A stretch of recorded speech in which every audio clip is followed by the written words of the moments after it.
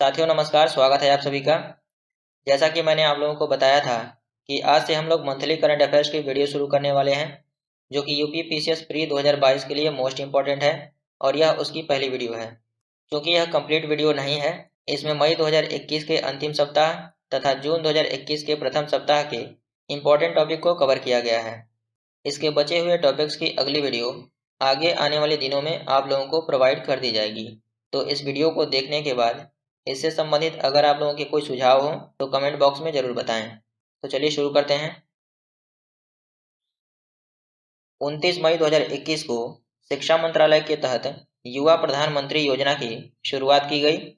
इसका उद्देश्य युवा लेखकों को प्रशिक्षण देना है। 30 मई को फवाद मिर्जा ने, जो कि भारतीय घुड़सवार हैं, टोक्यो ओलंपिक के लिए इन्होंने आधिकारिक तौर पर क्वालिफाई कर लिया है। इसके पहले क्वालिफाई करने वाली भवानी सिंह, जो कि तलवारबाजी से संबंधित हैं, एकमात्र भारतीय महिला हैं। 31 मई को तंबाकू निषेध दिवस मनाया गया।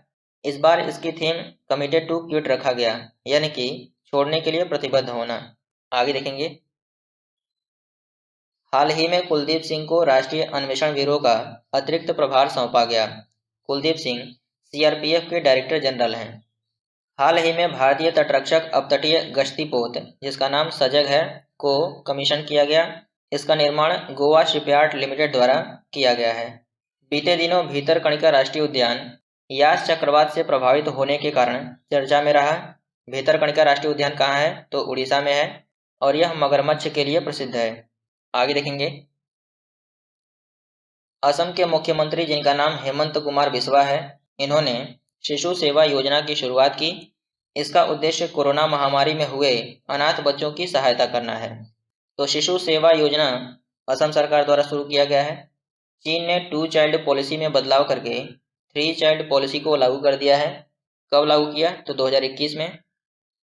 और 2 चाइल्ड पॉलिसी 2016 में लागू की गई थी।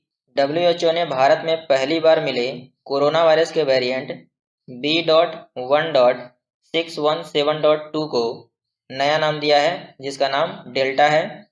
और यह वेरिएंट भारत में दूसरी लहर के लिए जिम्मेदार था। जो भारत में कोरोना वायरस की दूसरी लहर आई थी, तो उसका जिम्मेदार कौन था? तो डेल्टा था। और कप्पा वेरिएंट का कोड क्या था? तो B.1.617.1 था। आगे देखेंगे। 31 मई को टीवी नरेंद्रन को 2021-22 के लिए भारतीय उद्योग परिसंघ का नया अध्यक्ष नियुक्त किया गया। इसके पहले भारतीय उद्योग परिसंघ के अध्यक्ष कौन थे? तो उदय कोटक थे। तो टीवी नरेंद्रन ने उदय कोटक के स्थान पर यह पदभार संभाला है।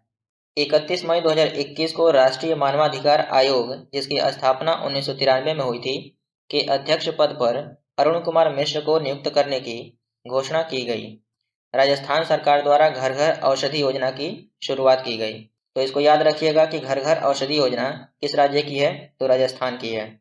1 जून 2021 को प्रदीप चंद्र नायर ने असम राइफल के 21वें महानिदेशक के रूप में पदभार ग्रहण किया। आगे देखेंगे। 1 जून को पाकिस्तान ने अपनी पहली कोरोना वैक्सीन, जिसका नाम पाकवैक्स है, उसको लॉन्च किया। 2 जून को इजरायली संसद द्वारा इकास हरगोज को देश के 11वें राष्ट्रपति के रूप में चुना गया। उनको रेवेन रिवलिन के स्थान पर बनाया गया है। बीते दिनों लिटोरिया मीरा चर्चा में रहा, जो कि न्यू गिनी में मिले चॉकलेटी मेंढक की नई प्रजाति है। हाल ही में इफको द्वारा किसानों के लिए विश्व का पहला नैनो यूरिया, ये यूरिया है, लॉन्च किया गया।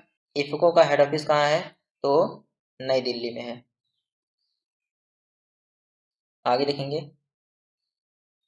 2 जून 2021 को पैट्रिक अमोघ को WHO के कार्यकारी बोर्ड का अध्यक्ष नियुक्त किया गया। इससे पहले कार्यकारी बोर्ड के अध्यक्ष कौन थे? तो डॉक्टर हर्षवर्धन थे। 2 जून को अंतर्राष्ट्रीय बुकर पुरस्कार 2021 से डेविड डायोग को सम्मानित किया गया। और किसके लिए इनको पुरस्कार दिया गया? तो इनकी रचना है at night all is black, इसके लिए इनको सम्मानित किया गया। पिछली बार यानी कि 2020 में मारिके लुकास को यह सम्मान मिला था। किसके लिए मिला था? तो डिस्कम्फर्ट ऑफ द इवनिंग के लिए मिला था। आगे देखेंगे। 3 जून 2021 को नीति आयोग द्वारा सतत विकास लक्ष्य भारत सूचकांक 2020 जारी किया गया, जिसमें पहले स्थान पर केरल है और सबसे अंतिम स्थान पर बिहार है।